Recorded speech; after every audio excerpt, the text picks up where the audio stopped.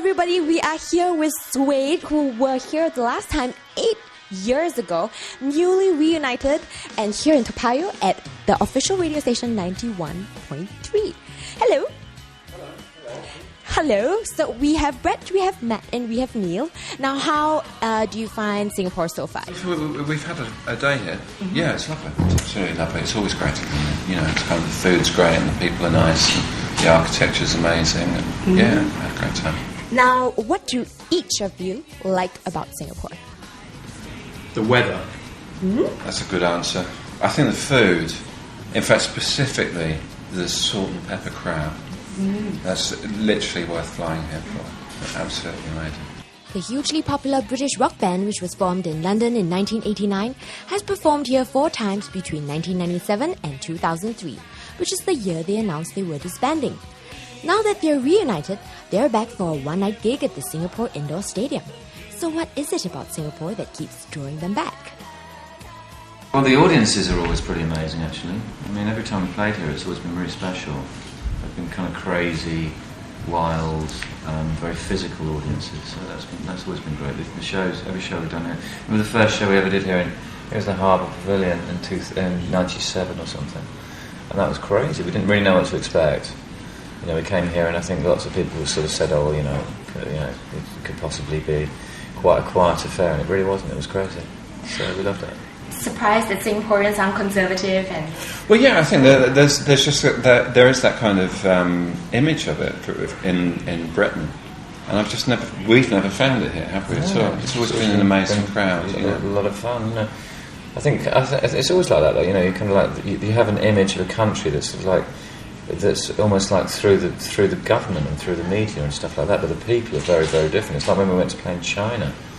You know, which is another story which I'm sure you don't want to hear about, but the kind of like the fans were kind of amazing and very kind of like exuberant. Now, the last time you came was in 2003, so Singapore has changed a lot. Anything surprising for you guys so far? Yeah, that big hotel with the thing on the top. Marina Bay Sands. Yeah, I mean that's quite a big thing. And yeah, we like that thing. Been there? It's quite a thing. I've been there, yeah. You can see it from a hotel. And someone said to me, "Oh, you have to go and see it." And I was like, "I've been to hotels, you know." And then we looked out the window and you're kind of like, "Oh, that is quite big, actually." That swimming pool is... I mean, I wanted to swim blanks. That was the only problem, you know. So I had to get everyone out of the way. There's all people with cameras and that. It kind of reminds me of a sort of modernised Le Corbusier building.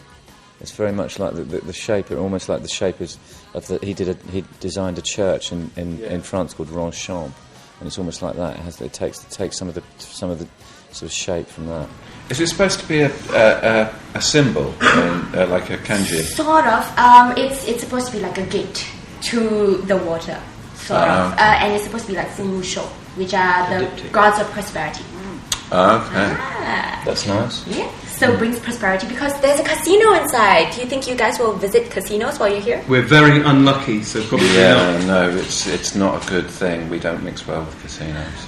Now, any special rider requests when you guys come to Singapore? Not when we come to Singapore. No, I mean I don't know specifically. I can't remember what we have on our rider anymore. Well, we always have hand sanitizer. That's quite good to have because I'm a bit OCD about contracting illnesses, so I have hand sanitizer. That's a new thing for me. That's an interesting thing.